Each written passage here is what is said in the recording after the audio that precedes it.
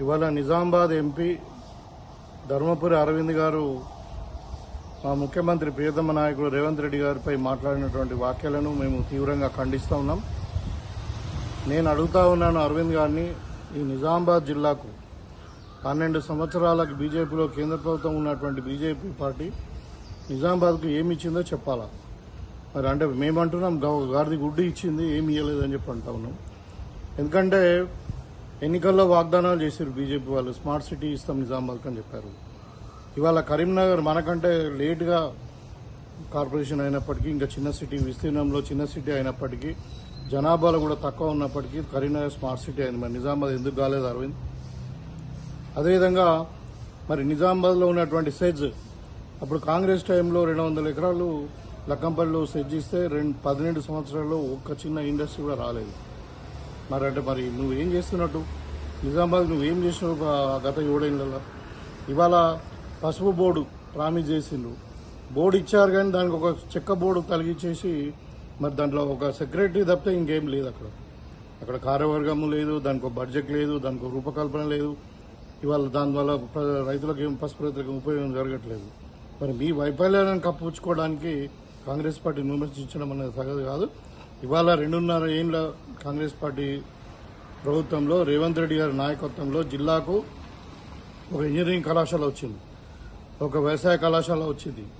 ఇవాళ తెలంగాణ యూనివర్సిటీలో ఒక 100 కోట్ల రూపాయలతో అభివృద్ధి జరుగుతూ ఉంది. ఆడిటోరియం, హాస్టల్స్, అదేవిధంగా మరి 600 కోట్లతోని 3 ఇంటిగ్రేటెడ్ స్కూల్స్ వచ్చినాయి.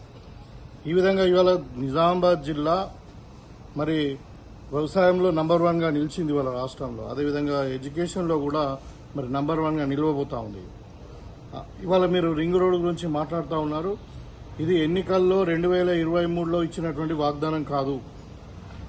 మొన్న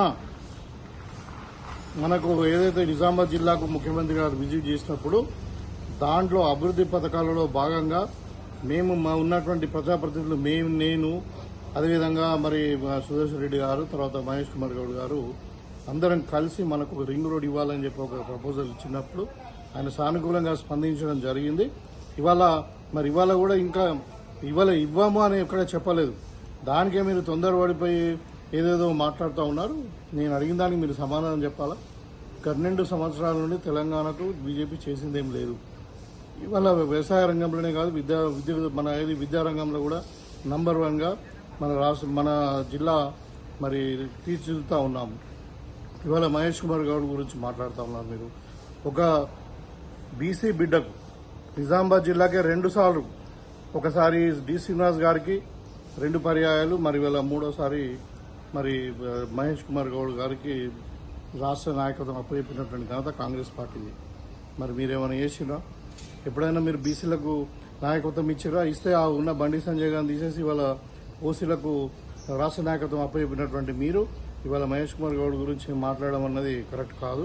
ఇవాళ నాకు అనిపిస్తుంది ఏంటంటే మరి బండి సంజయ్ గారు ఏదో వాళ్ళ కుమారుడి కేసులో ఇబ్బందులు పడుతున్నటువంటి సందర్భంలో ఆయనకైనా మంత్రి పదవి పోయి మరి నీకేమైనా వస్తుందని ఆశతోని మాట్లాడినట్టు అనిపిస్తూ ఉంది. లేకపోతే నువ్వు అంటే రేవంత్ రెడ్డి మీరు మాట్లాడడం అన్నది విడ్డూరంగా ఉంది. రేవంత్ రెడ్డి గారు నికాసైన వ్యక్తి, మరి కాంగ్రెస్ పార్టీ మాట మీద ఉండేటువంటి వ్యక్తి కాబట్టి 100% మేము ఎన్నికలు చేసిన వాగ్దానాలను అమలుపరుస్తూ ఉన్నాం. ఇంకా రాబోయే టైంలో కూడా రింగ్ రోడ్ వస్తుంది, అదేవిధంగా మాస్టర్ ప్లాన్ కూడా చేంజ్ అవుతుంది. ఇంకా చాలా ఉన్నాయి నిజామాబాద్ జిల్లాకు మరి అన్ని రంగాలలో అభివృద్ధి చేయడానికి మా ముఖ్యమంత్రి గారు కట్టుబడి ఉన్నారు. కాబట్టి ఈ వ్యాఖ్యలను వెనక్కి తీసుకోవాలి. దీనిని తీవ్రంగా ఖండిస్తూ మరి బీజేపీ వాళ్ళు వీళ్ళకి అలవాటు అయిపోయింది ఏంటంటే 15 రోజులకు ఒకసారి నిజామాబాద్ రావడము, ఒక ప్రెస్ మీట్ పెట్టడము, ఒక ఆరోపణలు చేయడము. ఇవాళ నేను అడుగుతా ఉన్న అరవింద్ గారు, మీరు గెలిచిన తర్వాత మొన్న జరిగిన మున్సిపల్ ఎన్నికల్లో బోధన్ కానీ, తర్వాత ఆర్మూర్ కానీ, భీమ్గల్ కానీ, అదేవిధంగా ఇవాళ కోరుట్ల, మెట్పల్లి, జగిత్యాల, రాయకల్, ఇంక్లూడింగ్ మళ్ళీ నిజామాబాద్ మున్సిపాలిటీలో నీ పార్లమెంట్లో ఎక్కడ కూడా బీజేపీ గెలలేదు. ఇవాళ మాట్లాడుతున్నాను కాంగ్రెస్ పార్టీ మళ్ళీ రాదు, బీజేపీ ప్రభుత్వం వస్తున్నాడు, అది కల్లాది, మీ కల్లాగానే మెరిగిపోతుంది. ఇంకా 30 ఏళ్ల దాకా కూడా కాంగ్రెస్ పార్టీ ఇక్కడ ప్రభుత్వమే ఉంటుంది. బీజేపీ రావడం అన్నది అది సాధ్యం కాదు. ఎందుకంటే ఇవాళ దేశం మొత్తం కూడా చూస్తూ ఉంది. ఇవాళ దేశం యొక్క పరపతి మొత్తం తగ్గిపోయింది, రూపాయి విలువ తగ్గిపోయింది. ఇవాళ దేశంలో పెరిగింది ఏంటంటే నిరుద్యోగం, పెరిగింది ఏంటంటే ధరలు, పెరిగింది ఏంటంటే ఇది మన పేదరికం. సో ఇవన్నిట్లో కొట్టుమిట్టాడుతున్నట్టు మీ వైఫల్యాలను ఇవాళ దేశ ప్రజల మీద రుద్దడానికి ప్రయత్నం చేస్తా ఉన్నాం. మొన్న మోడీ గారి మాటల్లోనే తేలిపోయింది మేము విఫలమైనామని చెప్పి. ఇలా వికసిత భారత్ కాదు, మరి వెనుకబడిన భారతదేశంగా మారుతుంది. కాబట్టి మీకు ప్రజలు గద్దెదించడానికి సిద్ధంగా ఉన్నారు, కానీ కాంగ్రెస్ పార్టీ కాదు. రాబోయే కాలంలో ఖచ్చితంగా 2029లో మా ప్రధానమంత్రిగా, దేశ ప్రధానమంత్రిగా రాహుల్ గాంధీ గారు కాబోతున్న ఇండియా కూటమి నుండి ఇక్కడ రేవంత్ రెడ్డి గారు కూడా ఇంకా 15 రోజుల వరకు కూడా ముఖ్యమంత్రి ఉంటారు. మన జిల్లాకు అన్ని రంగాలలో మేము ముందుకు తీసుకుపోతామని చెప్పి ఈ సందర్భంగా తెలియజేస్తాం.